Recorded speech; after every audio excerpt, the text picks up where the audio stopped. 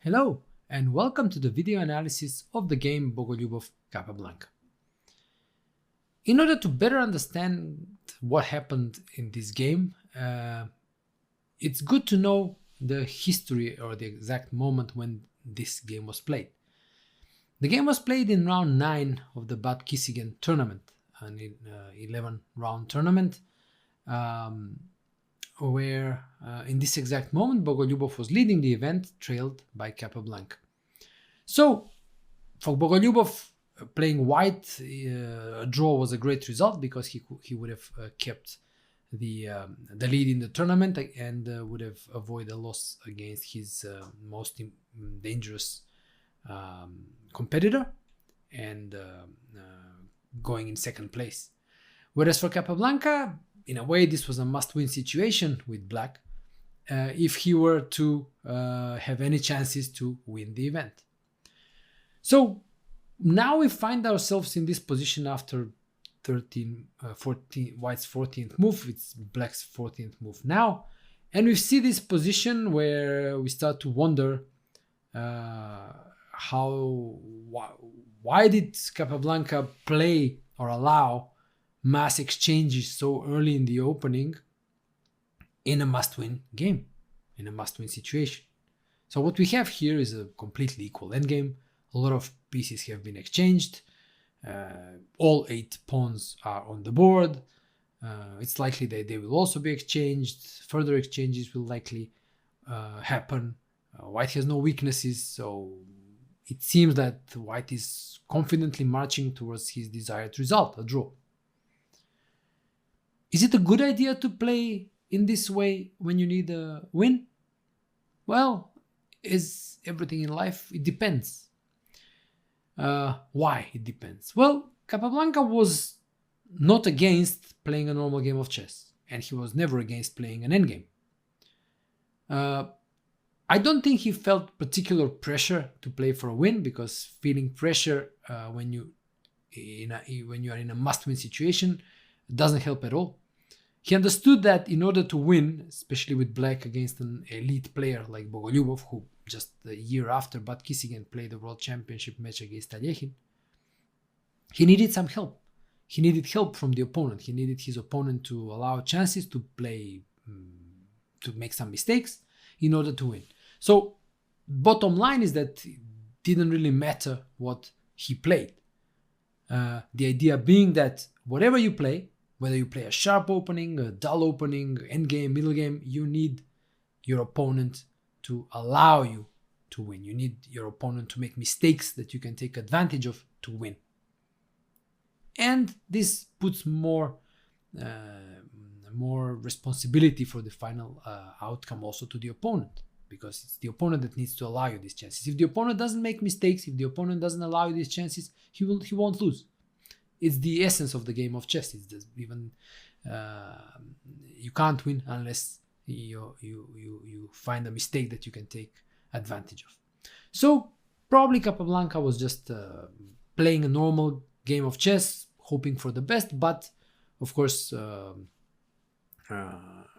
fully understanding that if White doesn't allow him too much, he won't be able to win. Oh well, okay, it won't be the end of the world.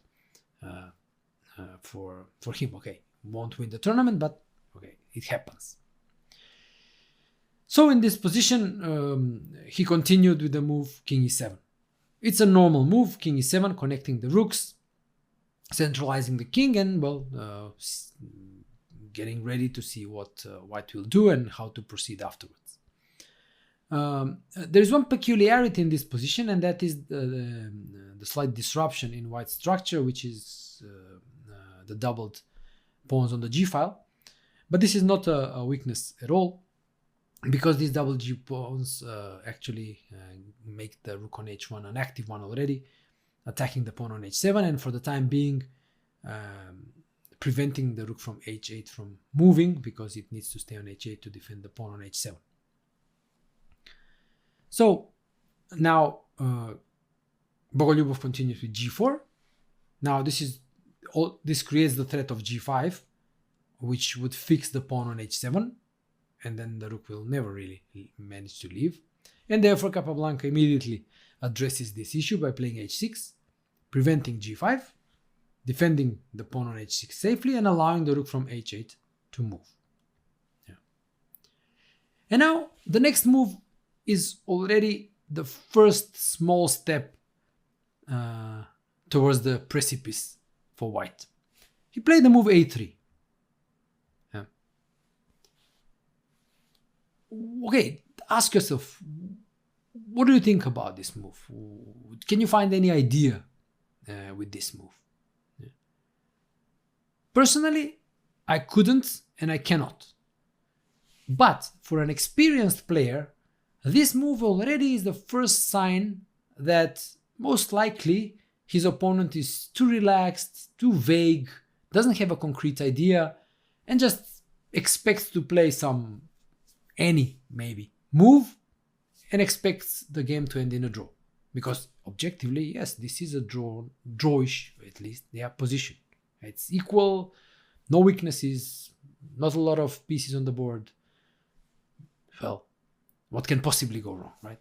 But the experienced player can notice this change in the state of the opponent. He can, experienced players can read the opponents based on the moves they are making. Yeah? And this is the first move, a3. Why a3? Why not just king e2?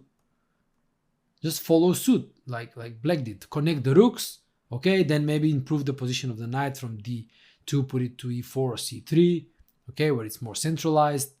Yeah? Just play normal moves, connect the rooks. There is no need to make the move a3. Move king e2 must be played, so just play it immediately. There is no indication that the move a3 will be needed at all. So playing a move a3 is immediately the first thing that kind of gives some glimmer of hope to the black player in this position. So speaking of which, of hope and glimmer of hope, can you now come up with some sort of a plan for black? What can black do? Okay, the first two moves were sensible moves, normal moves, king e7 connecting rooks, h6 defending the pawn on the h file, but now already black needs to come up with something concrete. Can you find a plan for black? Can you find some constructive idea, something that gives his play some purpose?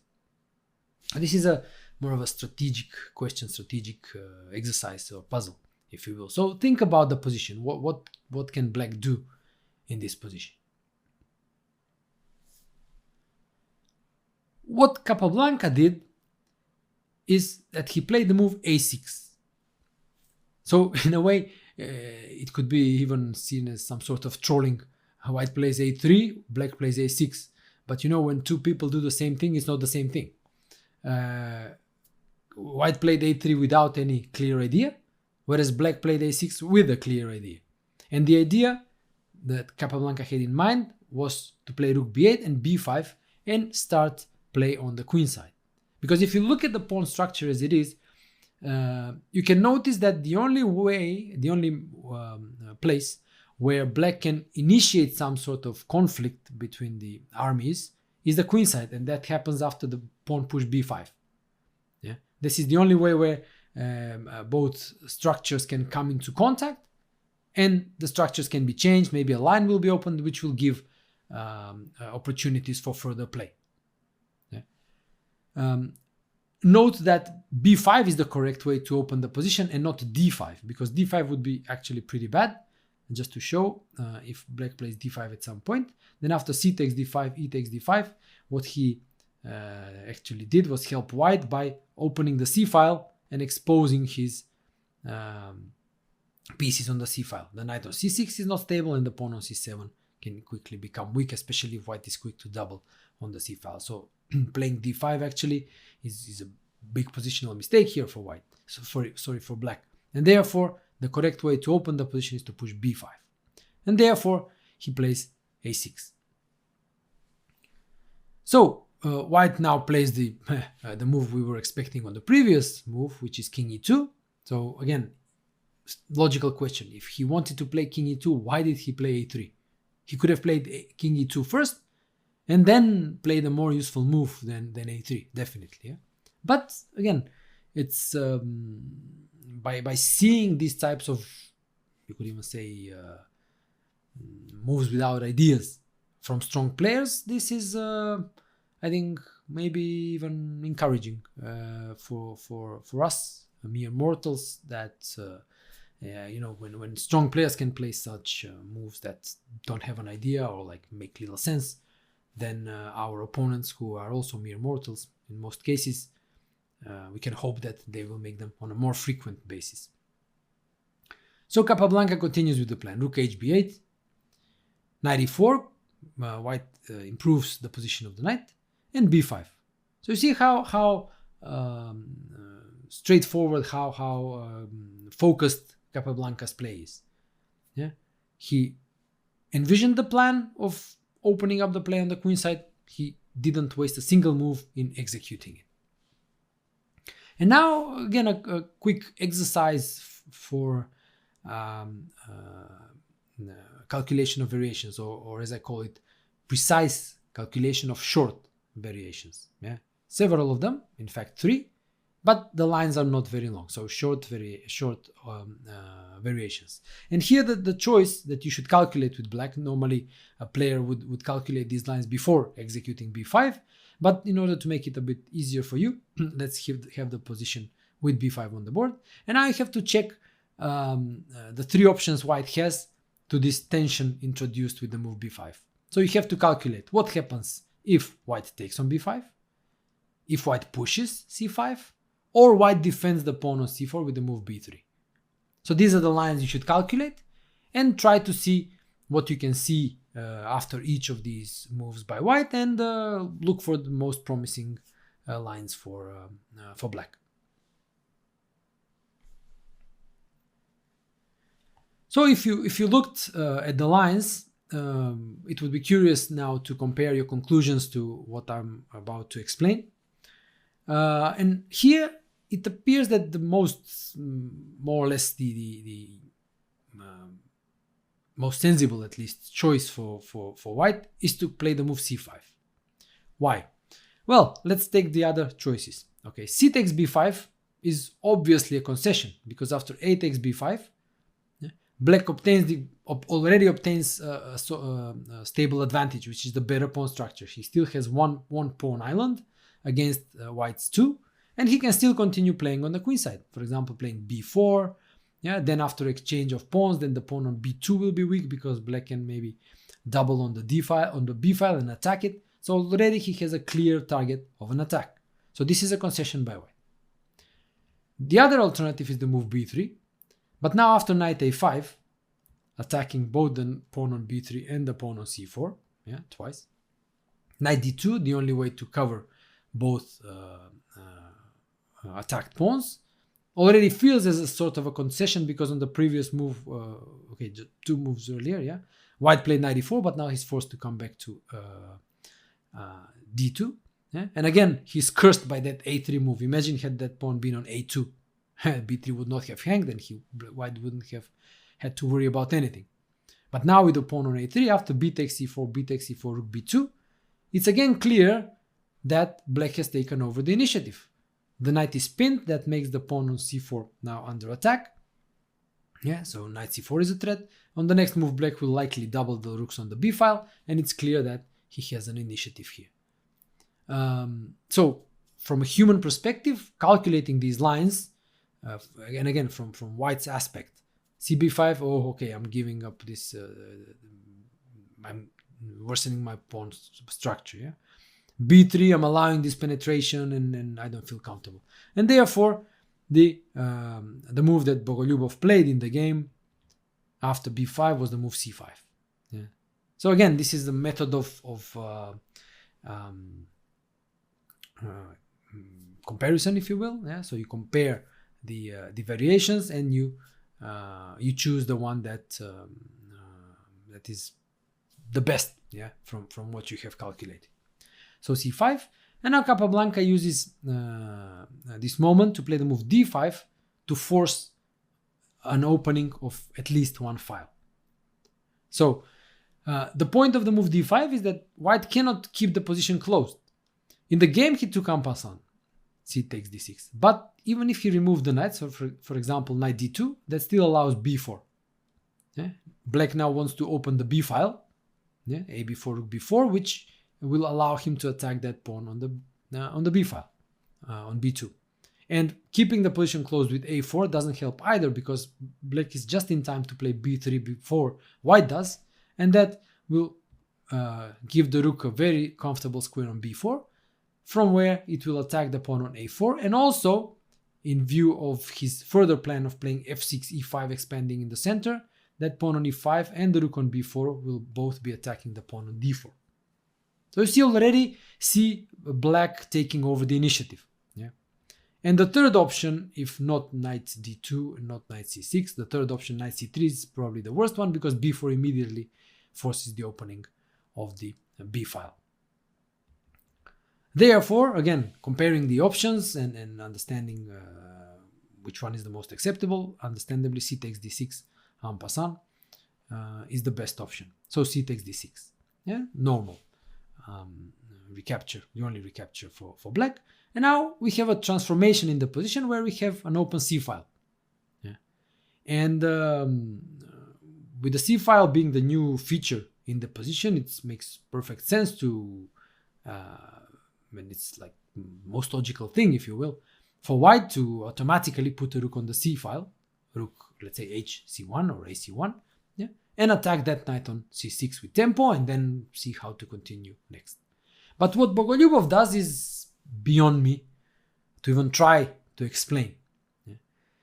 He plays the move f4, and then I'm still, whenever I have looked at this game, this was the most confusing move for me from white's point of view. The move is completely useless. It doesn't threaten anything. It doesn't address the new feature in the position, which is the open c file. Advances a pawn on the side of the board when nothing is happening, and nothing will happen because everything is happening on the queen side. So all negative and negative aspects that are deteriorating white's position, okay, f4, just even if you're weakening e3 and so on, no point really, and not addressing the real battlefield, which is the queen side and the open c file. So how can a world-class player play a move like f4? And unfortunately, I cannot explain this. I don't know really. What I do know, though, is that what I mentioned a bit earlier, that the fact that even a world-class player can play ridiculous moves like f4 in such a simple and equal endgame, then this, again, it's hopeful that we shouldn't really feel depressed if we end up in a let's say dead equal, or a drawn endgame against an opponent which is far from being the elite, and that means that these opponents are even more likely that at some point they will start playing strange moves, and if we are collected, if we are consistent in executing our plans, we can hope to achieve success in the same way as Capablanca did in this game. So again, I can't explain the move, but the fact that I can't explain the move makes me a bit more hopeful, and also made me hopeful when I was studying these games, this game in particular, that I shouldn't really be too concerned if I play an equal endgame, normal endgame against pretty much anybody. If I just play normal moves, sensible moves, I follow my plans, and I see such a move by my opponent, then I can hope to take advantage of it and even win from an equal endgame. So f4, unlike his opponent, Capablanca is just straight to the point. Rook c8. It can't be a more you can't imagine a more useful or natural move than Rook c8, putting the rook on the open c file. And like I wrote in the comments, this is this deceptive impression that I at least always get when looking at Capablanca's games. If you look at all his moves, for example, from the beginning, it always feels that, okay, but all these moves are these, you could say, nothing special. Yeah, they're all natural, they're all normal. I can play like this. Sure, I can play like this. But then this has two sides of the story. One, yes, I can play like this, but I need to be aware in order to play like that. I should be careful of the second side, which is to be in control of my thoughts and my mind during a game, not to lead me in some strange direction and to play f4 like the move Bogolyubov played. Okay, just to stick to the point, play sensible chess, moves that make sense, logical, normal moves, and good things will happen. But the key here is to do that on a consistent basis. So just to note, look at Bogolyubov's play. He started with sensible stuff, g4, threatening g5. Then he played strange stuff, a3. Then he continued with sensible stuff, king e2, connecting the rooks, knight e4, intending to connect to improve the position of the knight. Then c5 was the best option. C takes d6, c takes c. So sensible stuff, a series of moves that are sensible. But then you get f4 again. So again, reckless stuff. So it's about the consistency. If you look at Capablanca's moves, they are all consistently sensible. And if you look at Bogolyubov's play, moves, they are sensible, then something weird. Sensible again, something reckless. And these ups and downs are actually what Capablanca used to win the game. So rook c8, normal move. Again, looking from White's perspective, what's more logical than putting a rook on the open file, rook hc1, just opposing black on that open file. This would have kept the position more or less within the range of equality, even though this doesn't mean that the game ends here. Black has still some ideas to play with. For example, one idea is rook a7, with the idea to double on the c file, and then move the knight and win the open file. Or another idea is the idea rook a b8, and then play for a5 before further advancing on the queen side. So there is still some play left in the position. There's still some play left in the position, and I'm pretty sure Capablanca would have been more than happy to continue playing. But what he got actually was an even bigger present by Bogolyubov, and that was the move f5. So stubborn, in a very stubborn way, Bogolyubov continues with the senseless, I again use this word, senseless plan of advancing the f-pawn that brings absolutely nothing. So f5, again, it's consistent. That's the only positive thing we can say about it, but it's being consistent in a bad thing actually only worsens things, as we know. And Capablanca continues in his normal logical way. Okay, he put the rook on the open file, now he opens the file and goes knight a5. And already starting to create threats like rook c2, knight b3, knight c4. And now, you see, it's move 22. We started looking at this game on move 14, I think. 14. And now we are move 22. So that's like 8 moves. And look at the transformation. White did not even move his rooks. He moved the king once, the knight once, and played with pawns all the time. So again, from a completely safe, easy, problem-free position, in only 8 moves, he landed in a position where he's already forced to defend. And this is, again, a typical scenario when one side wins these drawn, you could say dead drawn or drawn endgames. It's never as a result of a single huge blunder, because that wins the game abruptly, immediately. But what happens is that one side consistently, or in Bogolyubov's case, from time to time, makes these moves that deteriorate his position. And the deterioration piles up and lands one side already in objective trouble. And once in objective trouble, the difficulty with adjustment of the mentality, okay, if it was easy draw by now until 2 moves ago, now it's not an easy draw, already it's problematic, I have to defend, I have to make precise moves. is so difficult to make. This mental adjustment that now I have to defend. Now I'm worse. Yeah, now I have to defend to avoid losing. Yeah, it's worse. It's so much easier to continue by inertia, play moves as if everything was normal, and make even bigger mistakes and lose eventually. And this is like I said, the typical scenario. So knight f5, all these threats, king d3 covers the c2 square, and now knight c4, attacking the pawn on b2. Now again, it's a difficult choice for white. Should he play b3 or not? Again, you can maybe take some time just to compare both options, what you would do with white. How would you defend here? Would you play b3 or would you play rook a b1? Yeah. So what Bogolyubov did was another mistake, because he played the move rook a b1. Yeah. It was much better to play b3. Yeah.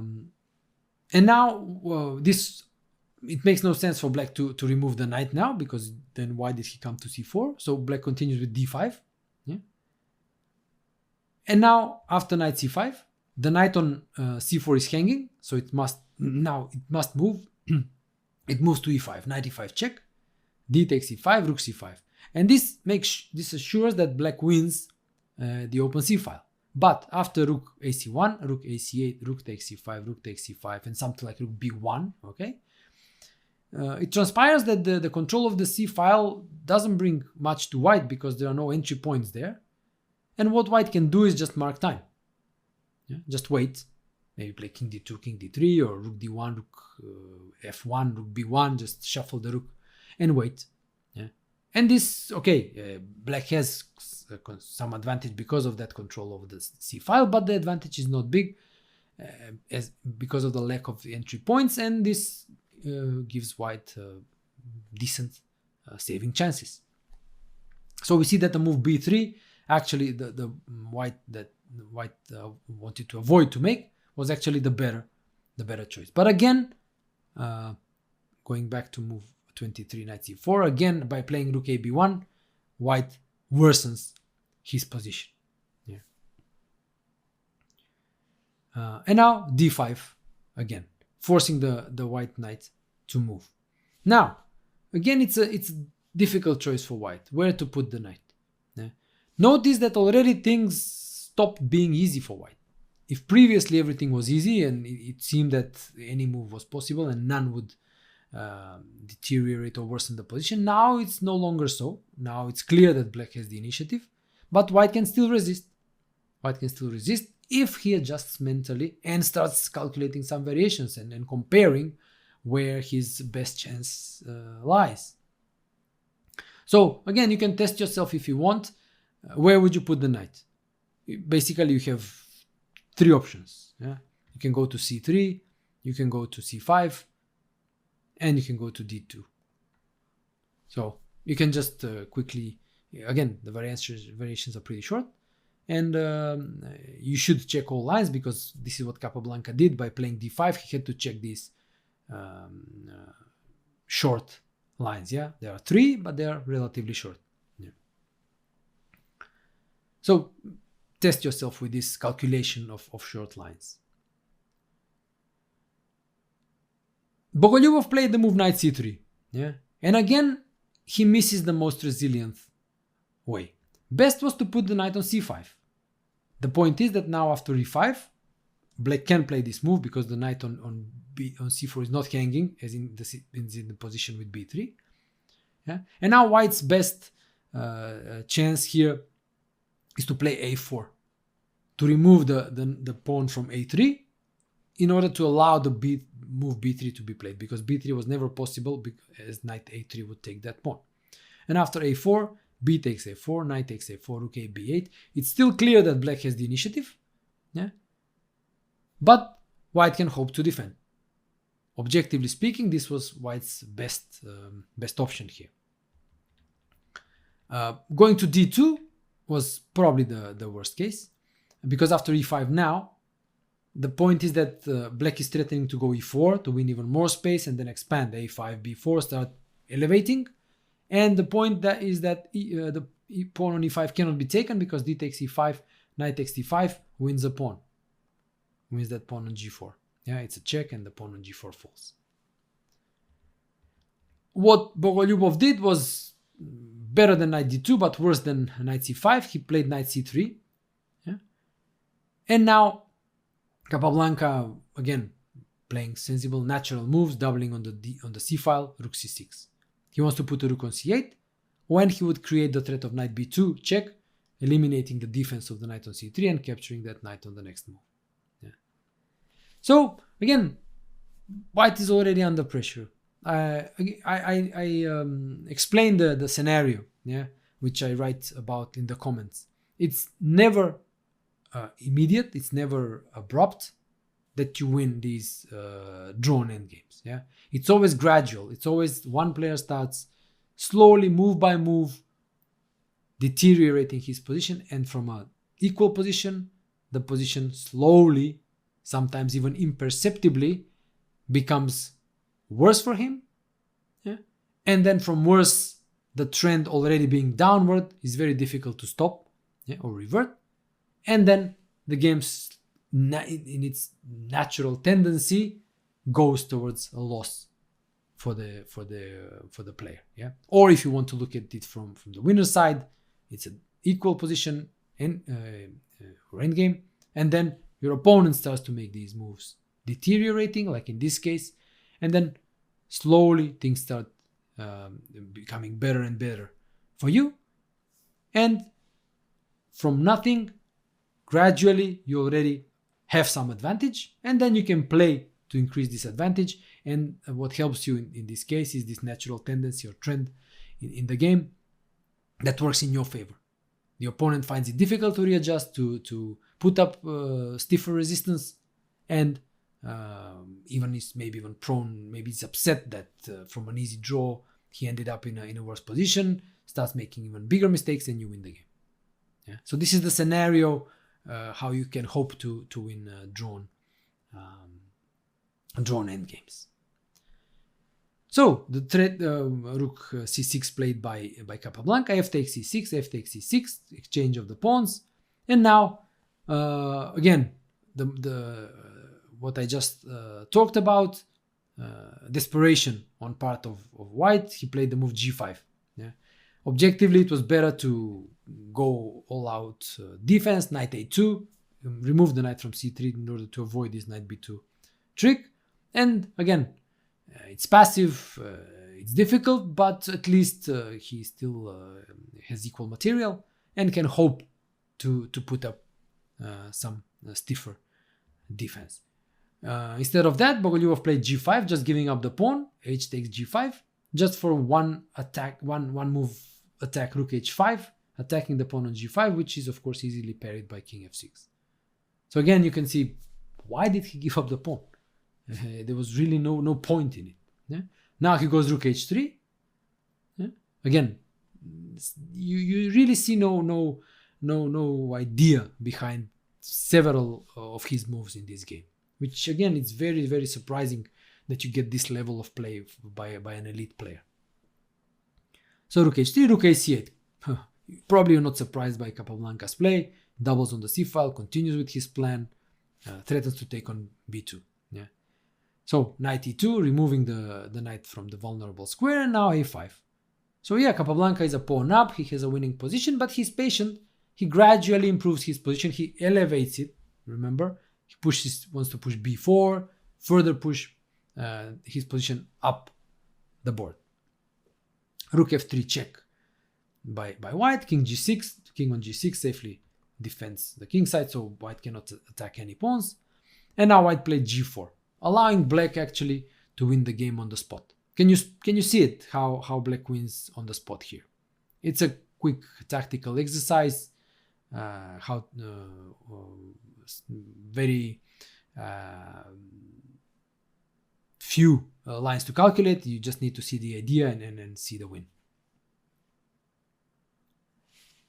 So if you stopped and you calculate it for a bit, you most likely saw that the move e5 wins on the spot for black. And the lines are, of course, even not worth mentioning, because white cannot take d5 because knight e5 is a fork, winning the rook on f3, Alternatively, he cannot allow e4, which is mate. Yeah. And the third option, playing e4, stopping e4 by black, allows d takes e4, king takes e4, knight d2, winning a rook.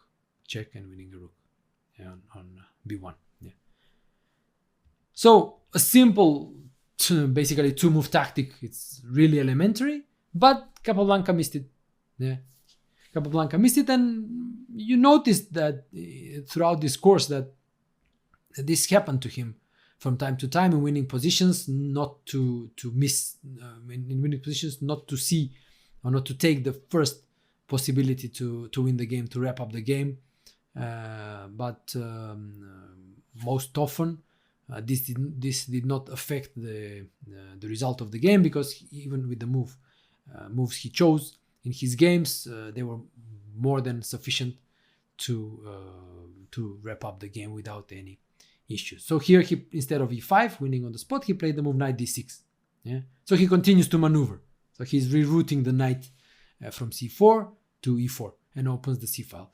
In a way, if you remember, for example, the game Capablanca Ragozin, where he had this very beautiful construction in the center with a rook on c3, knight on d4, king on e3, and then he reached this apex, yeah, that I was talking about of that construction, and then he needed to regroup in order to achieve further progress. And here you can see something similar. In fact, knight on c4 was beautiful, but with the rooks doubled behind it, it was becoming useless. Yeah, so it needed rerouting in order to further improve the position and further make progress. So this is what Capablanca does. Yeah, he goes knight d6, rerouting the knight to the even more dominant square on e4, and the rook can come to c2. And with the knight on e4 and the rook on c2, there is the threat of rook d2 mate. So he continues to maneuver and further improve the position, which was really typical of his style. Yeah. So knight c3, covering the e4 square, but this is temporary because after b4 the knight is forced to move again. A takes b4, a takes b4, knight d1, and now rook c2. The threat is knight e4 and rook d2 mate. Yeah. Now playing a move like knight c3, covering the c file and attacking the rook on c2 can be met by rook g2. Yeah, now the pawn on g4 is attacked and the knight on c3 is attacked, so the knight must move again. So the move knight c3 achieves very little. Therefore, rook f2 played by Bogolyubov, and now b3. Yeah, elevation. Yeah, pushing his position forward or upwards up the board. Yeah, and preventing rook takes c2 because bc would be a fork. Yeah, attacking the knight on d1 and the rook on b1. So rook a1 by white, knight e4, turning the screw. Yeah, the knight is now in a very dominant position in e4. Rook a2, and the final instructive moment in this game, you look at the position and say, okay, this is total domination. Black should be wrapping up somehow. But the move Capablanca makes is again very typical. Actually, he plays a prophylactic move in this position, and then you would say, prophylactic move, but what am I defending against? What possible threats does white have in this position? And if you stop for a second and look for white's threats, even as feeble as they may seem, you will notice that this one feeble threat that white has is something like rook a6, attacking that pawn on e6. So what Capablanca does is he plays rook 8 c6. Okay, you could argue that this is maybe even sadistic. Yeah, that he plays this move rook c6, preventing even such a feeble threat as rook a6. But this is again very, very characteristic of his manner of thinking. Yeah, he was always in control. He was always trying to be in control of his opponent's possibilities. Yeah, and if he could prevent them at leisure, without any deterioration, without any drawbacks to his position, he would do it. And here you could see it. Okay, he's dominating, so he takes his time. He plays rook 8 c6, preventing anything really. Yeah. So white is completely tied down. He goes back rook b1. Yeah, and now e5.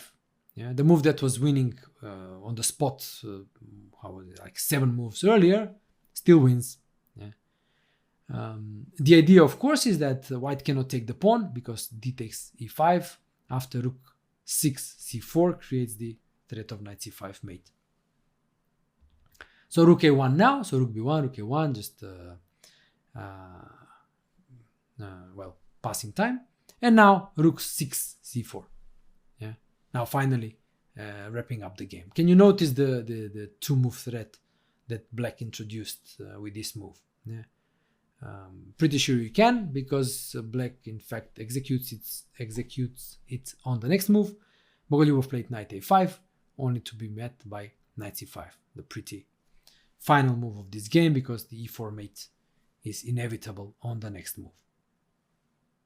So a beautiful picturesque position of complete domination and very convincing outplaying of an elite opponent with black from such a, let's say, drawn or dead drawn position out of the opening. Yeah, beautiful example how to win these drawn endgames, and sometimes if you need some inspiration how to win these positions, make sure you check this game again and just feel the spirit, yeah, as they say, of Capablanca, how he coolly, without any pressure, just played his own game, allowed his opponent to make all these mistakes, took advantage of them, and won convincingly.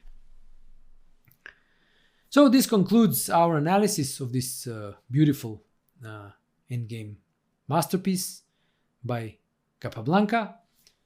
Thank you for watching and being with me, and I'll see you in the next game.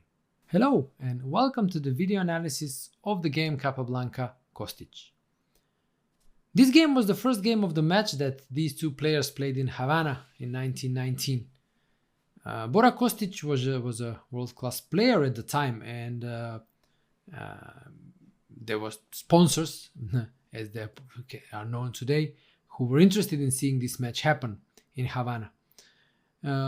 Maybe they were expecting a more serious fight, but instead what happened was actually a straight win for Capablanca, who won the first 5 games of the match, after which Kostic resigned the match.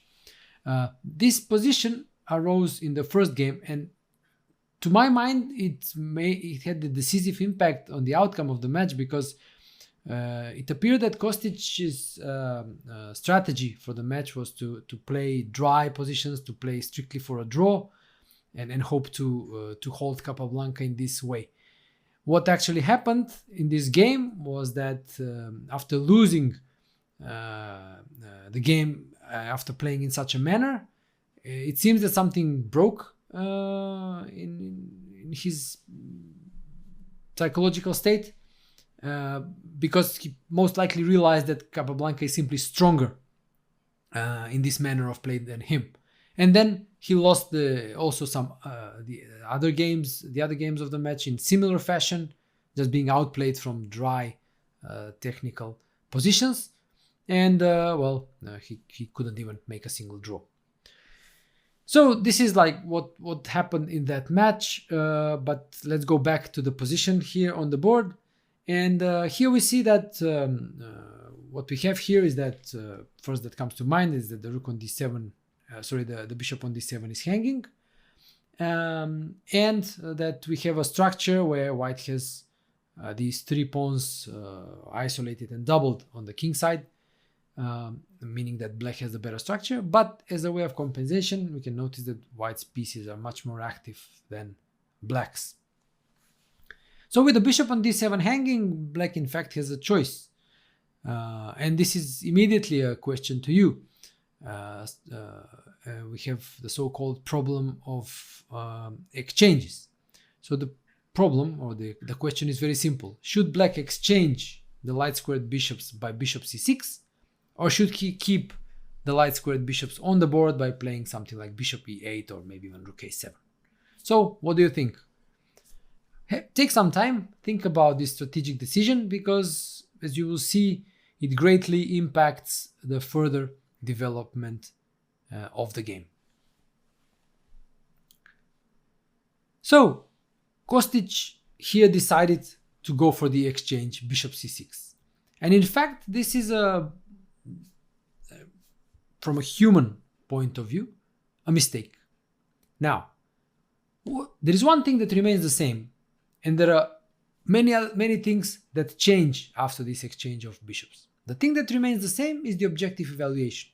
The position continues to be equal. Don't let this confuse you, because the things that change in this position after the exchange are the following. First, by exchanging the light squared bishops, black weakens the control of those light squares in his position. Namely, the d5 square, which can be used by white's rook to attack that pawn on c5 or keep an eye on that pawn on c5. And second, g6, where without control over the light squares, the white king can try to penetrate. King g2, king f3, king g4, king h5, king g6. Meaning that without the light squared bishops on the board, the white's king obtains freedom of movement and a clear idea where to go to. Further thing that changes is that the remaining bishops, the dark squared bishops, if compared, we immediately notice that white's dark squared bishop is superior to black's, simply because black's dark squared bishop is very passive, as all black's pawns are on dark squares, and the bishop is more or less forced to stay on e7 to defend that pawn on c5. So you can notice that if we move aside the objective evaluation that the position remains equal and most likely drawn, we see that this exchange opens a lot of possibilities for white to continue playing. So white now has constructive things to do and constructive ideas to play with. So therefore, perhaps you find it surprising that a world-class player can fail in the evaluation of these factors. Yeah. What to say? Yeah, sometimes even the best players have their moments of weakness. Yeah. But moving back to the point that the objective evaluation still remains equal only speaks of the very big margin of safety inherent in black's position here. So the position continues to be equal, but it becomes obvious that now it is white who has the constructive ideas to play on and to try to continue to put pressure and problems to black. So once given this chance, Capablanca gladly grabs it and goes bishop takes c6. Notice how now the game progresses and how black could have easily avoided all of this by simply playing a bishop e8 or rook a7, keeping the light squared bishop and not allowing any progress to white. So rook takes c6, king g2, immediately starting on the path to the g6 square. Rook a6, going back to the a file, so the rook can become active by attacking the pawn on b3 from a3, or maybe rook a1, then rook b1, attacking the pawn from behind. King f3, and now rook a2. The third possibility, by latching onto the pawn on f2, black, at least temporarily, stops white's idea of going king g4 and king h5. And bishop g3. I would likely say that this, seeing that the position is pretty static in nature and nothing, and time is not really of essence here, Capablanca played the more or less automatic move bishop g3, defending that pawn on f2 and intending to continue with the march of the king. Of course, he could have played immediately the move bishop f4, the move actually he made on the next move, and then transfer the bishop to e3. But okay, bishop g3, wasting a move basically, but without any actually consequences, because black cannot use that extra move for anything. King e8, black can basically mark time, bishop f4. Now transferring the bishop. Yeah? Rook a6, going back, and bishop e3. And this is the ideal position for white's bishop, because first of all it's defended by that pawn on f2. It also defends that pawn on f2. Yeah, so the rook on a2 makes no longer sense, and also targets the pawn on c5, which is black's only weakness in this position for now. So rook a1, moving with the rook along the a file, the rook is definitely more active on a1, and now king g4. Yeah, so the king embarks on that march to h5 and hopefully landing on g6. So we had like 7 moves from the start of the game, from the moment we started analyzing this game, and it was the Black's decision to exchange the bishops, and we see the progress, that obvious progress that White has made. Yeah, he improved the position of the king, he targets the Black's weakness on c5, and it is obviously him that has the initiative, who is trying to push for more, he's trying to create something in the position. So apart from that idea of king h5, king g6, he also has these ideas of rook d5, attacking the pawn on c5 twice. And also if the king leaves the e8 square, an idea like rook d7 can also become possible. Yeah. So you see all these squares, d5, d7, h5, g6, they are all light squares. So by keeping the light squared bishop, Black would have avoided all these problems. So again, I stress, the position objectively remains equal. But put 2 humans behind the board and you will see White feeling comfortable and happy playing this position, pushing forward, and Black feeling uncomfortable and rather miserable defending this. But it's equal. Yeah. Put engines, they wouldn't matter. This would end in a draw. Yeah. But put humans, the Black player would feel uncomfortable, will feel under pressure, and therefore sooner or later is bound to crack and commit a mistake. So rook a7. Yeah. Okay, Black decides to stay passive. Yeah. For example, a more active way would have been rook b1, trying to latch onto that pawn on b3 and prevent White's rook from becoming active by playing a rook d5, for example. Yeah. I think this was a more active, more attractive, at least to me, way to play with Black, active defense. But by playing rook a7 as in the game, it's still possible, no damage done yet, everything is okay, yeah, so far. King h5, White continues with the plan. See how from the moment he saw clearly the possibilities open in his position, Capablanca, except for bishop g3, bishop f4, goes after these possibilities in the most straightforward and direct manner. So threatening king g6, king f7, preventing the invasion on g6, and now rook d5. So he's still improving his position. Yeah, rook d5, attacking that pawn on c7. And now another question. Black has 2 options here. Should he defend the pawn on c7 with rook c7? The pawn on c5 by playing rook c7? Or should he go for the counterattack and play rook a3, attacking the pawn on b3? What do you think? Again, it's a good exercise of calculation of variations, because you have to calculate some lines, especially after rook a3. What happens if White takes that pawn on c5? So there is some calculation involved.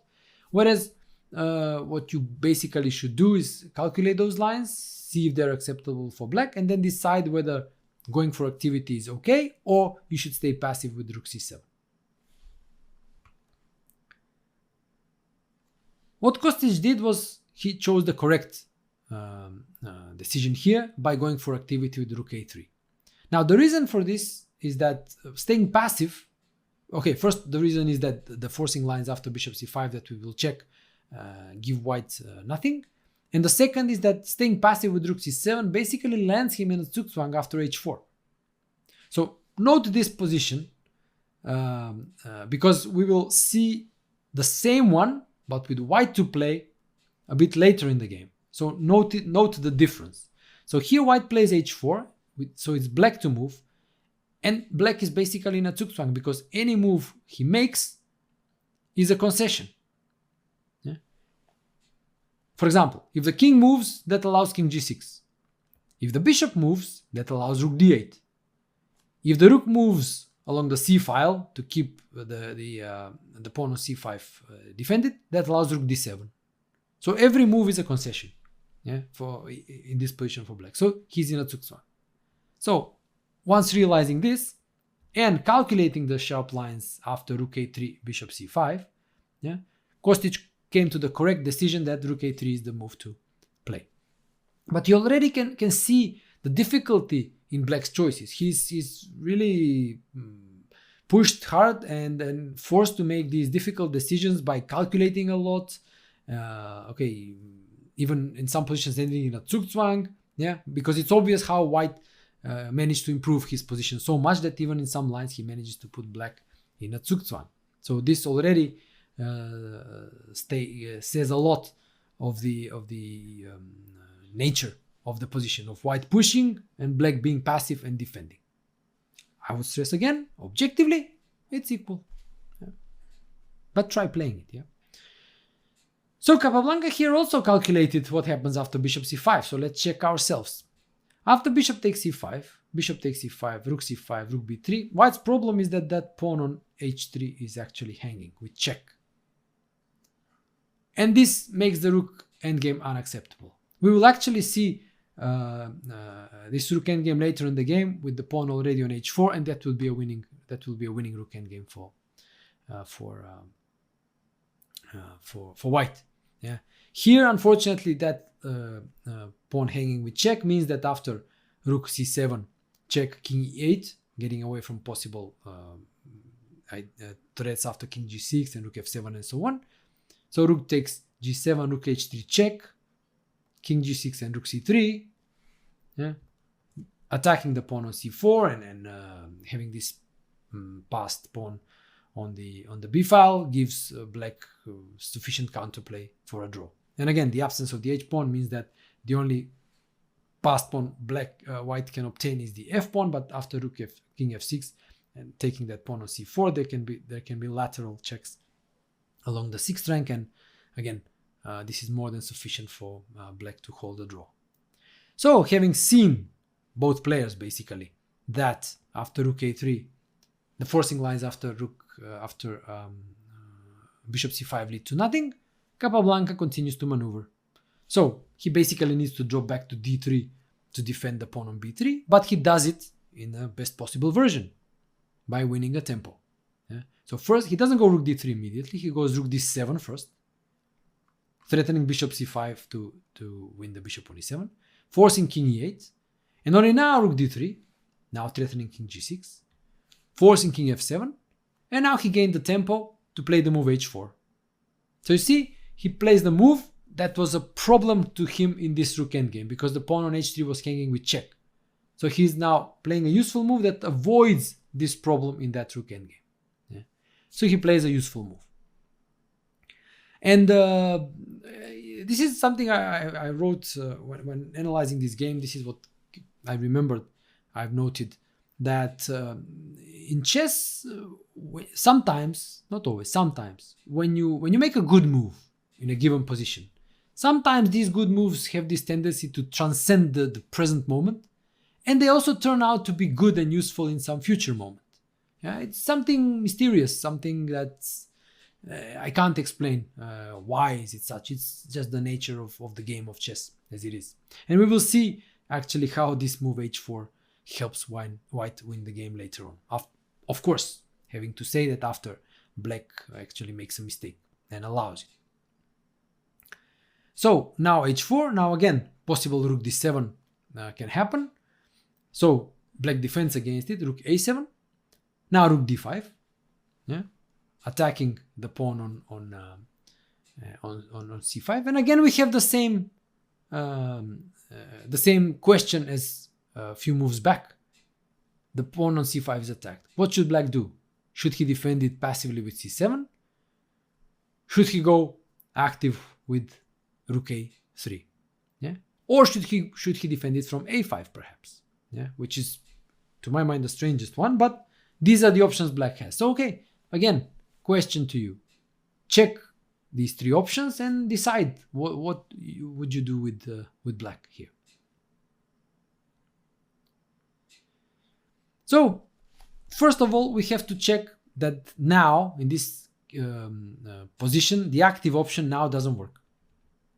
We already noted the difference, noted the reason, but let's just show it on the board. So rook a3 now is bad, because after bishop c5, rook c5, rook b3, rook c7 check, we will have this position on the board later in the game. The whole difference is that there is no rook h3 threat taking the pawn on h3 with check.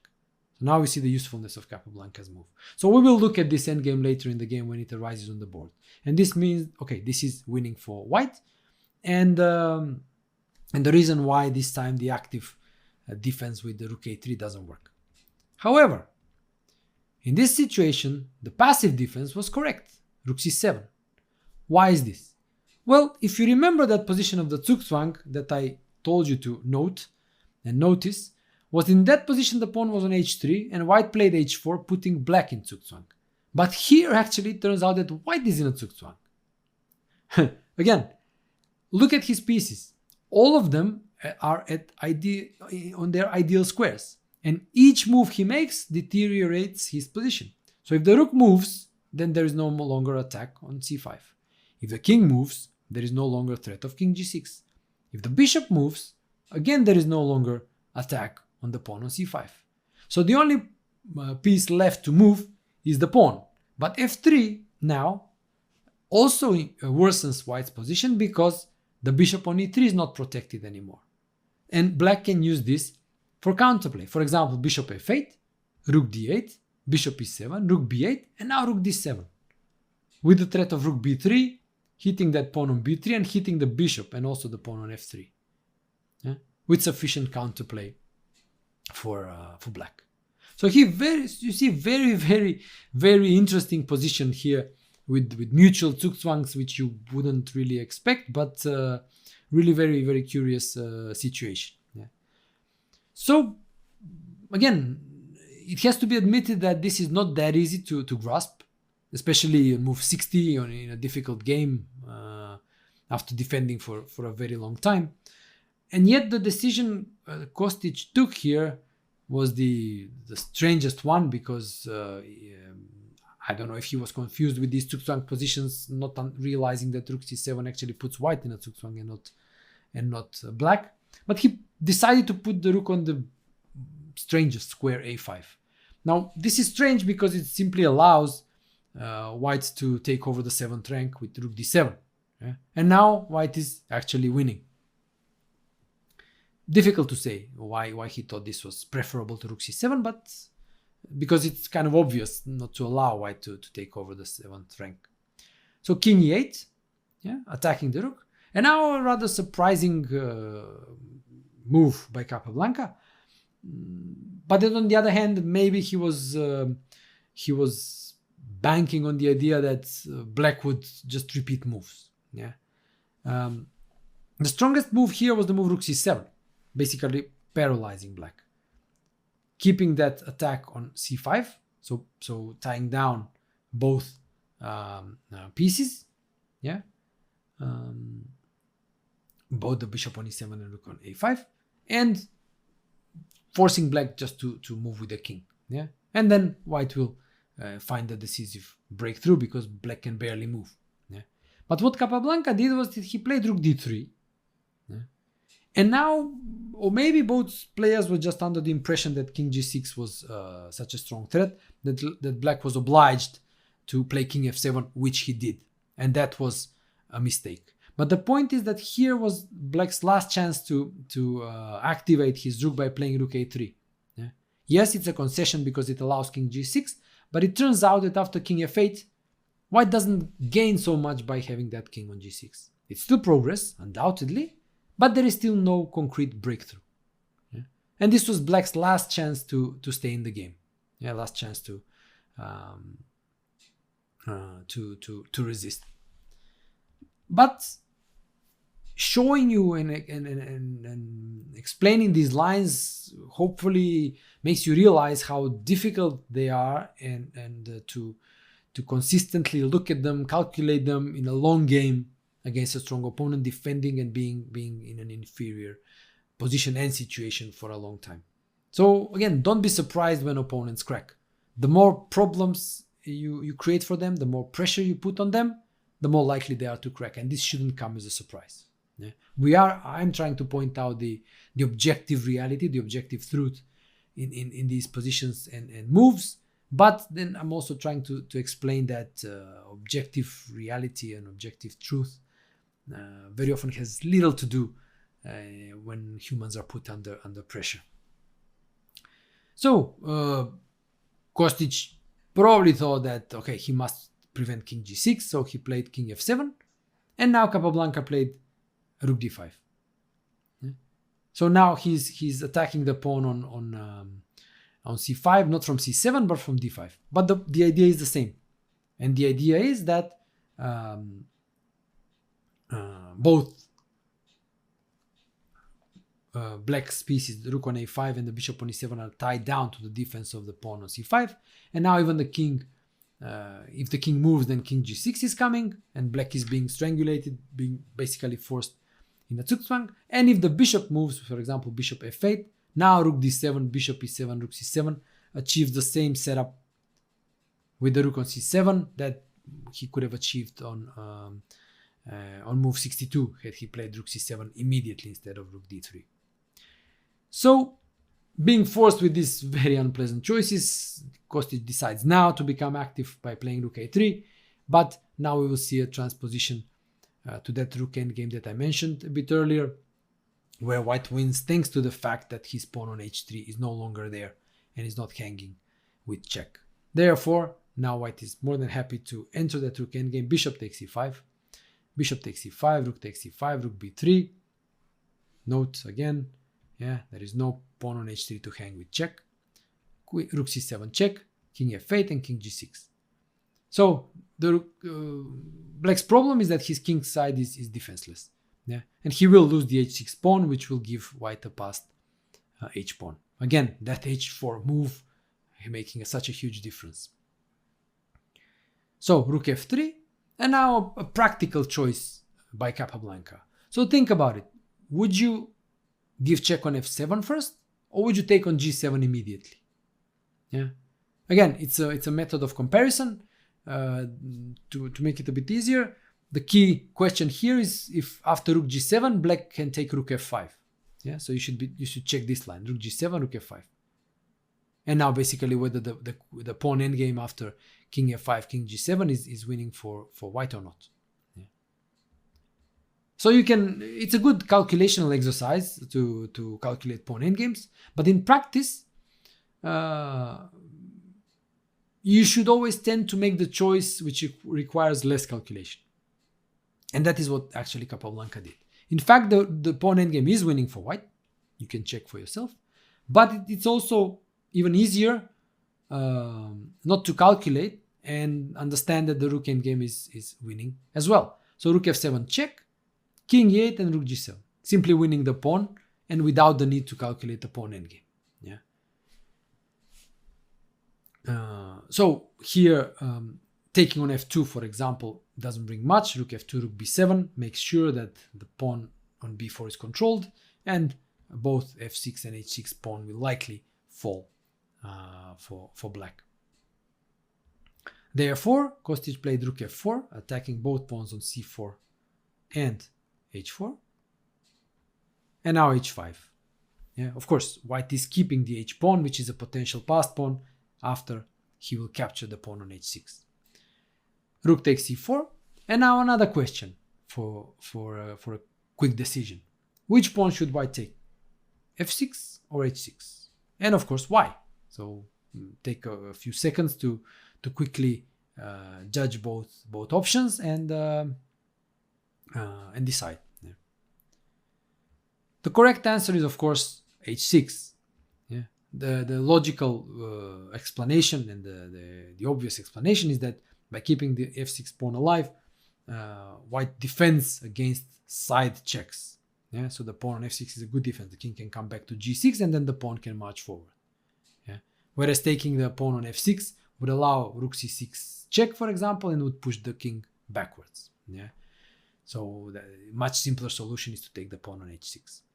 So king f8 and rook b7. Of course, typical stuff for rook endgames, rooks behind pawns. The rook on b7 is controlling the passed b4 pawn. Rook g4, black is desperately trying to prevent king g6 from happening, but after f3, now again he's in a sort of a zugzwang. The problem is that the rook is overburdened.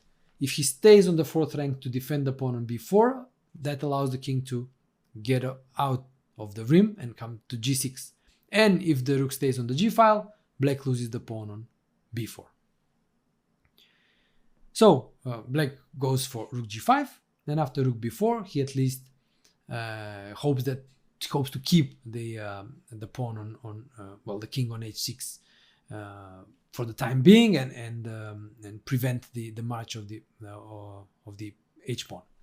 Unfortunately for him, here he could not take the pawn on f5, and this was probably the last disappointment for black in the game, because rook f5 even allows black to establish material parity, but he loses because he lets the king out to g6 and the h pawn marches to promotion. So rook f3, check on b8, rook b8, king e7 and h6. And here white wins thanks to a typical motif in rook endgames. The pawn in fact cannot be stopped from promoting because after, let's say, rook g3, king f5, rook f3, king e4, rook h3, it appears that the rook managed to place itself behind the pawn and stop it, but this typical trick for rook endgames, h7 threatens promotion, h8, and rook h7 loses the rook to rook b7, and this skewer wins the rook for white. So going back to the position after rook b4, unfortunately black cannot take these doubled f pawns, and he's forced to continue playing, being 2 pawns down.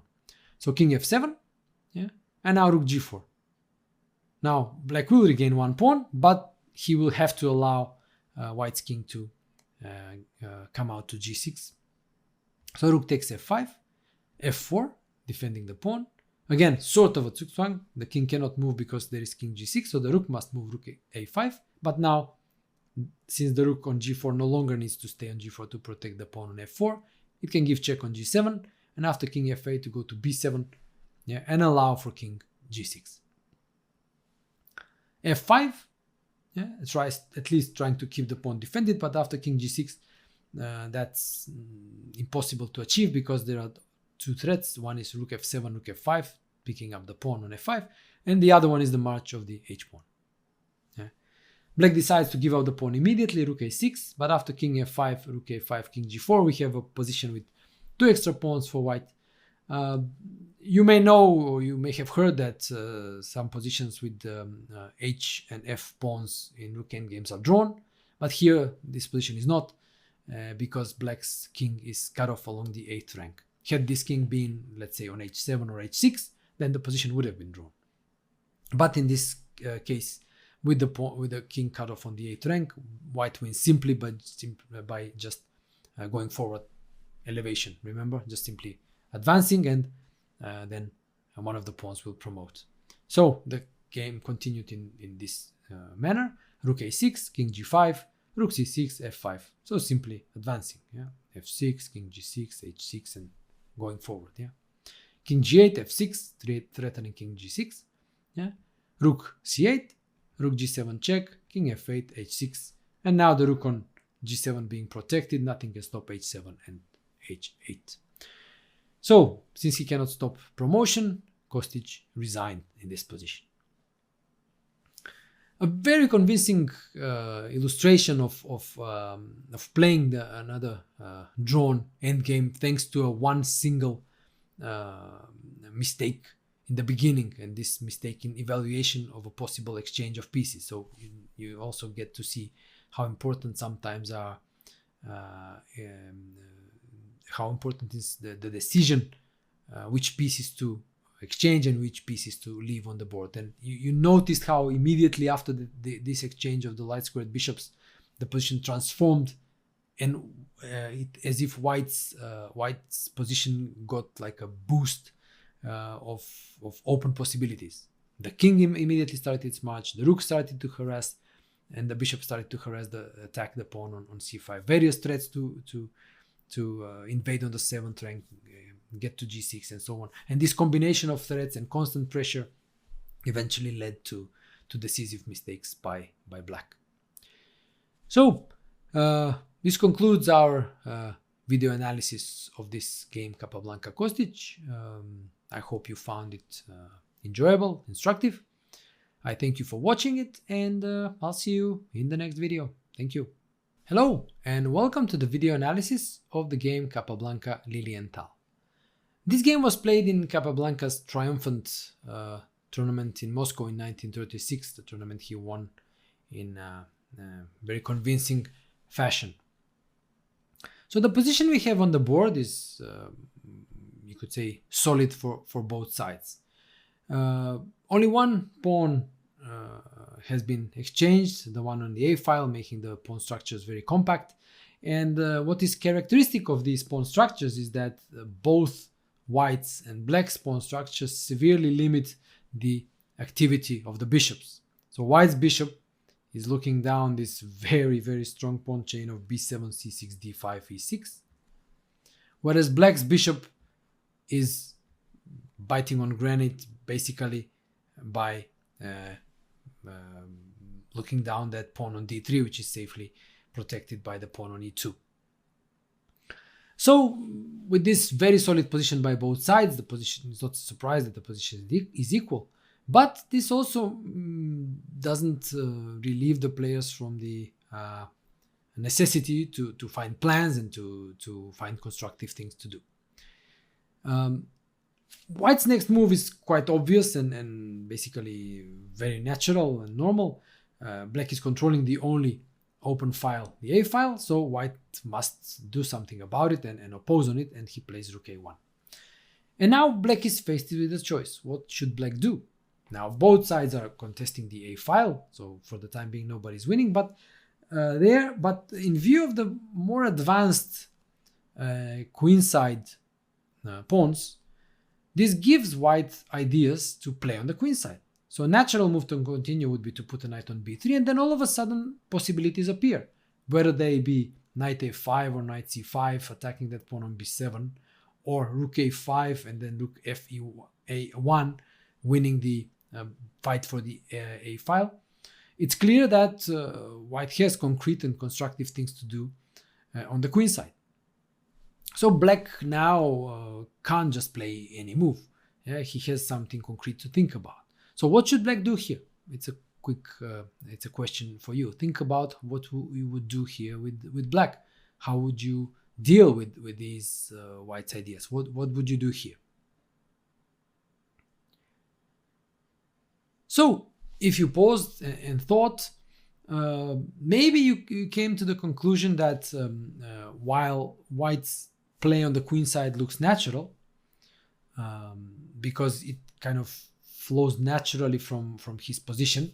So he's putting the knight on b3 behind the pawns, and then he's using this space advantage on the queen side to build up on that.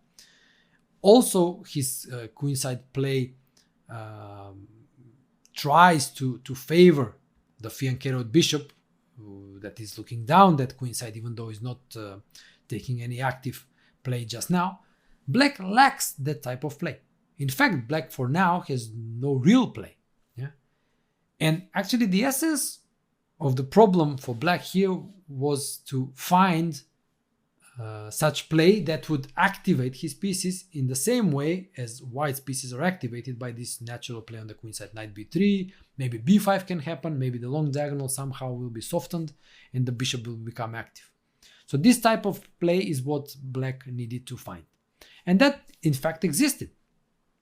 If you look at black's pieces, yeah, the rook on e8, the knight on f6 and the bishop on h7, I'm not talking about the rook on a8, which must stay there to control the a file. All these pieces are in the center. Yeah? So a natural way to improve their activity and to give them any purpose would have been to start playing the center. Yeah? And this was achieved by the, again, you could say, the natural move e5. Yeah? The idea of the move is to progress further e4. And now all of a sudden, all black's pieces start to gain sense. The bishop on h7 now really attacks that pawn on d3 thanks to the pawn on e4 also attacking it. The knight is supporting the e4 push from f6, and the rook is on the e-file that can be opened after a possible recapture e takes d3. So all of a sudden, just with one move e5, all these black pieces start to obtain purpose. Yeah. And this is important. This is always important in chess, to give your pieces purpose. Yeah. To play in such a manner that the pieces are useful. Yeah. However, Lilienthal chose to be passive. Yeah, he missed this opportunity to become active himself and give his pieces purpose, and instead he decided to defend. Instead of becoming active, he started to defend on the queen side by playing knight d7. Yeah, so knight d7. Again, he maintains equal position, solid position, but this definitely gives the initiative to white. Yeah, simply because he voluntarily starts to defend. That automatically means that white is going to attack. So white is going to have the initiative. And after the logical knight b3, it's clear that white is taking over the initiative on the queen side, where black will only have to defend. So the threat now is to go rook a5 and double on the a file. What black does is he hurries with the king towards the center, king f8. And maybe the king will come to e7, d6, e7 and cover the queen side. Yeah. Capablanca continues with rook a5 because playing something like knight a5 would, it's a primitive attack on the pawn on b7, but this allows black to play rook a7, laterally defending the pawn and allowing for rook e8 when it will be black who will be first to double on the a file. So this would bring very little to white. Therefore, rook a5. White wants to win the battle for the a file. And in this position, it's curious how both players thought what's best way for black to continue. For example, in his book Chess Fundamentals, Capablanca calls Lilienthal's next move d takes e4 a decisive error. But objective analysis tells us that this is an exaggeration. In fact, the move was quite an acceptable one. And we will see first why Capablanca thought it was a mistake, and second why we can say that the move was actually acceptable. In that book, Capablanca actually recommends that black should play king e7, and the sample line he gave was rook fa1, naturally winning the battle for the a file, rook a5, king d6. The idea is to get the king to c7 and consolidate the queen side. And now we can actually improve on Capablanca's analysis. In the book, he gave the line further rook a7, king c7, knight a5, so attacking that pawn on b7, rook b8 and c5. And he basically said that black has a very passive position, no counterplay, and it's kind of difficult for him to play. But this is actually imprecise because in this position, black has the very cute move knight b6. Yeah, a move that Capablanca missed in his analysis. The idea is to go knight c8 and chase away the rook from a7. And the tactical, of course, point is that c takes b6, king b6 leaves that rook on a7 trapped. So knight b6 and knight c8 solves black's problems, but if we move back a few moves and instead of Capablanca's rook a7, we play c5 immediately, forcing king c7, and now a move like, let's say, f4, expanding a little bit now on the king side, Capablanca's evaluation is actually still valid, that black has a very passive position with no counterplay, whereas white can continue to push for more. Yeah, maybe expand on the king side and combine these threats, expansion on the king side with threats on the queen side. Yeah. But this was not the most joyous option for black, but was still acceptable. Yeah. So it was a choice that he had to make on move 30. Note though that after rook a5, the alternatives to dc4, the game move, and king e7 are actually quite inferior. For example, playing knight b6 now, attacking the pawn on c4, allows c5, And you will in a moment see the idea of d takes c4, because after d4, d4, knight b6 as in the game, c5 was not very good because the d5 square was available for the knight. But here the knight is forced either to go back, which would just give a white a free move after rook fa1, or the knight goes to a4, but then after rook c1, preventing knight c3, the knight is really stranded on a4 and in a very, very dodgy position. And the other move, let's say b6, is also not so good, because after rook takes a8, rook takes a8, b5 now collapses black's pawn chain on the long diagonal, and the bishop finally springs to life. Yeah, so this attack on c6 and d5 basically is no longer possible to sustain for black. So you see, the choice already was not that simple for black. Yeah, only 2 moves after that decision to play knight d7, already black is faced with a difficult choice how to deal with white's natural play on the queen side. So again, what we see here is like the position we started from, equal position, most likely drawn position. Yeah, but one imprecision, one move that gave the initiative to white immediately makes black's situation unpleasant. Yeah, and again, I'm talking with these. I'm using these words like emotional, words, unpleasant, under pressure, subjective things, And I'm always stressing that objectively black is fine. Objectively, give it to an engine, the engine will have no problem playing this position, But for a human, this is very important, Not to allow yourself to enter these unpleasant and inferior positions. And once you're forced into them, then be very vigilant to try to find a way out, not to drift more and more into inferiority. So going back to the game, d takes c4. This was Lilienthal's choice, d takes c4, and only now he makes the decisive mistake, actually. In fact, he continues with his idea. He took on c4 in order to continue knight b6, attack that pawn on c4, and in case of c5 to play knight d5. But we will see what is the problem with that move, knight b6. What he should have done instead, and this is why I say that Capablanca's verdict of d takes c4 being the decisive mistake is exaggerated, because black had the move bishop c2, which allowed him to stay in the game.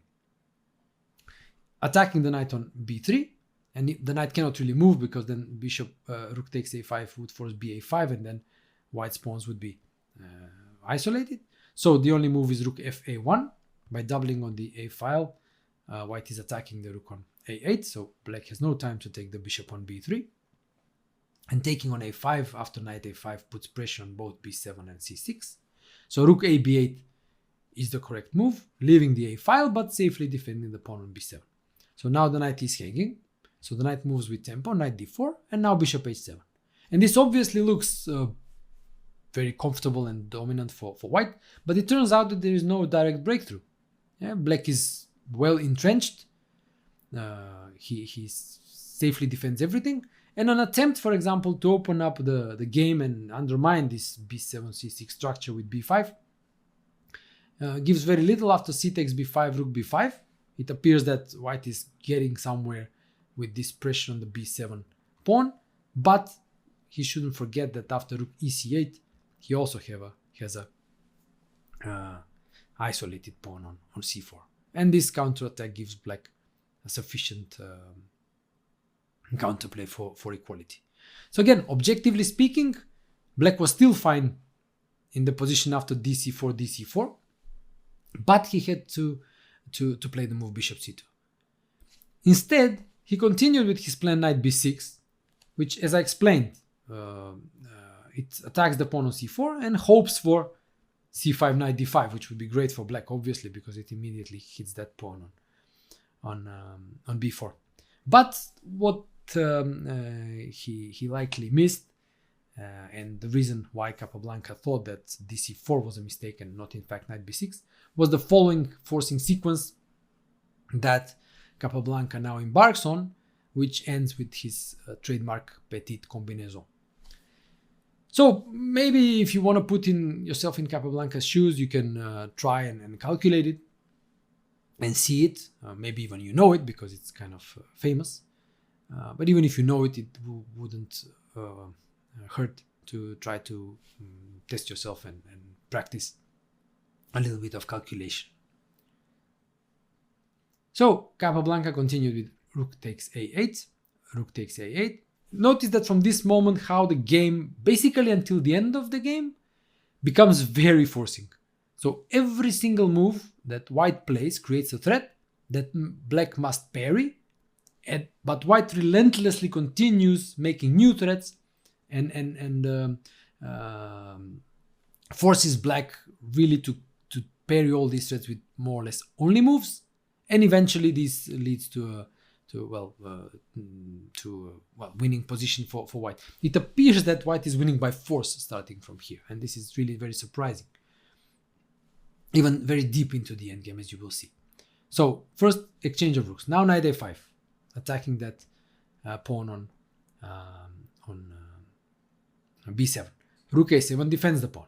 Now rook d1, threatening rook d8 check.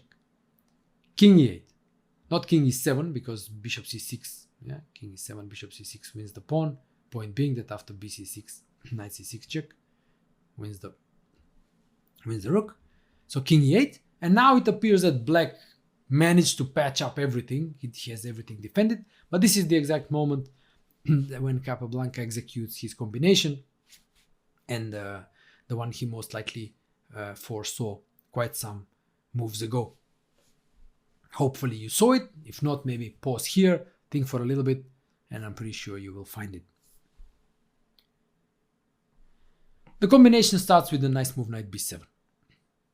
The point is that after rook takes b7, bishop takes c6, rook d7, and c5, white obtains two connected passed pawns which march down the board and decide the game. Black will in fact manage to stop them, but the price will be too high. And again, notice how the position continues to be very, very forcing. So okay, c5, the knight is hanging, right? King e7, unpinning the rook. Yeah, so now rook d1 is the threat, so there is no time to take the knight. So bishop takes d7, knight takes d7, c6. Again, very forcing. The knight must stay on b6 in order to control the c8 square. Yeah, now c7. The threat is rook d8 and c8 queen. Again, bishop f5 the only way, because black wants to be able to play e5 and control the c8 square to stop promotion. Now rook d8, yeah, threatening c8. Capablanca wrote that he saw the alternative win, which was e4, and I will show you the line because I think it's kind of typical again for his manner of conversion. When you compare the line I'm going to show now and the line he played in the game. So after e4, bishop g4, f3, white manages to remove the bishop from the h3 c8 diagonal, and so he wins the exchange. But after bishop takes f3, rook d8, now bishop e4, c8 queen, knight takes c8, rook c8, Capablanca wrote that he would have won the exchange, but this would have prolonged the game. Okay, these were his words. Yeah, even though you see the position is black has one pawn for the exchange, but the passed b pawn should decide the issue. But if you look at the position, this position compared to what will happen in the game is a bit more, less controlled, if you will. Yeah?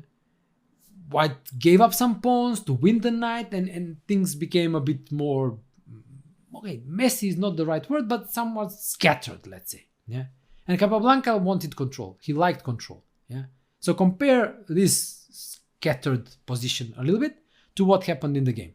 Yeah, so after bishop f5, he continues with rook d8. So he's keeping his pawns. He's trying to have his position compact. The threat is to either push c8 queen and win the knight for the pawn, or rook b8, yeah, attacking that knight. So e5 again, the only move in order to be able to go knight c8. Now rook b8, attacking the knight, forcing knight c8. Notice how the game continues to be forcing. So basically, black is playing the only moves that white allows him to do. Now b5, now threatening b6, b7. So again, black is forced to get closer with the king. So king b6, king d6, sorry, b6. Now threatening b7, yeah? Knight e7. So finally, you can say, black finally somehow managed to stop those pawns. Yeah? And now, again, typical Capablanca. Yeah? In chess fundamentals, he wrote that he could have played c8 queen. Yeah? And after knight c8, b7. And he wins the exchange because when the knight moves, he can play rook d8 and b8 queen. Yeah? So something like, let's say, king c7, okay, bc8 queen, bishop c8, and he's a clear exchange up. Yeah? Again, a matter of relatively elementary technique to win this position for white. And yet, if we go in this position, he could have played that, but again, the choice is illustrative of his manner, of his typical style, of his typical manner of thinking. Normally, we get to learn the style of a player, his way of understanding, and so on, in situations when there is a choice. When there is no choice, you put any world champion, they would all make the same move, yeah, because it would be the objectively best move. There would be no choice, and so on. But put them in a situation where there is a choice. Yeah, and there, based on their choices, you can see the differences in their styles, differences in their manner of thinking, differences of their decision-making processes, everything. Yeah, and here, and hopefully throughout the whole course, I managed to pinpoint these moments where we can see the characteristics of Capablanca's play. So no c8, but his beloved switching of flanks, play on two weaknesses. Yeah, rook f8. So the moment everything stopped, even though it didn't everything stop on the queen side. He could have won everything on the queen side with c8, the line we just demonstrated, yeah?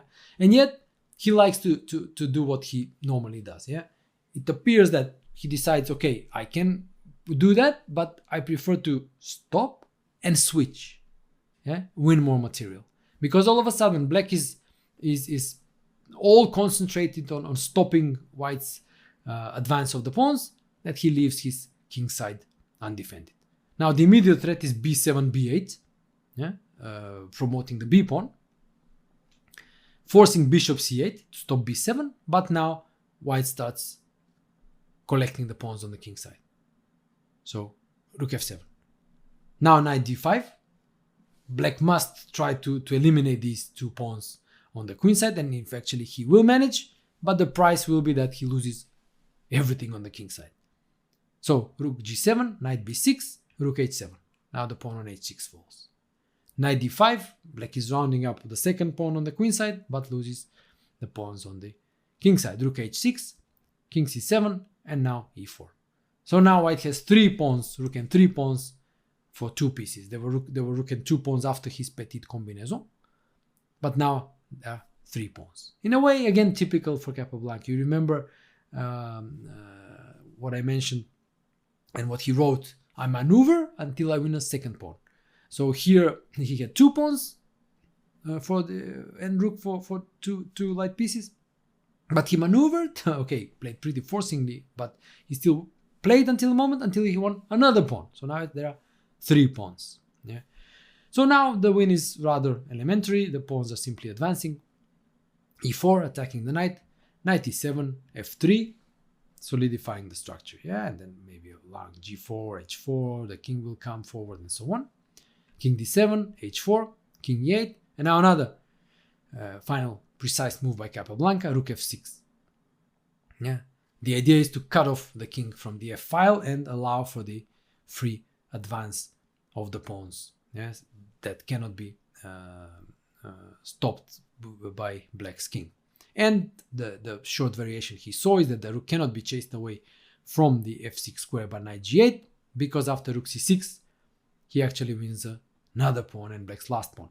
It's a double attack. The bishop on c8 is attacked, and when the bishop moves, he plays rook c5, and black cannot defend the pawn on e5 anymore, and then he will have 4 pawns and the rook for 2 light pieces. In this position, Lilienthal resigned. So again, impressive game in a sense, like for example, the ending of the game, starting from Black's decisive mistake, which was on move. Let me check. Move 31, which was knight b6, allowing exchange of rooks and the petit combinaison. Basically, until the end of the game, felt like a really one long forcing variation. So you see, every single white move was one demanding a very precise and mostly unique reply by Black, and he was like bam, bam, bam all the time, forcing Black to defend, but eventually that defense was impossible.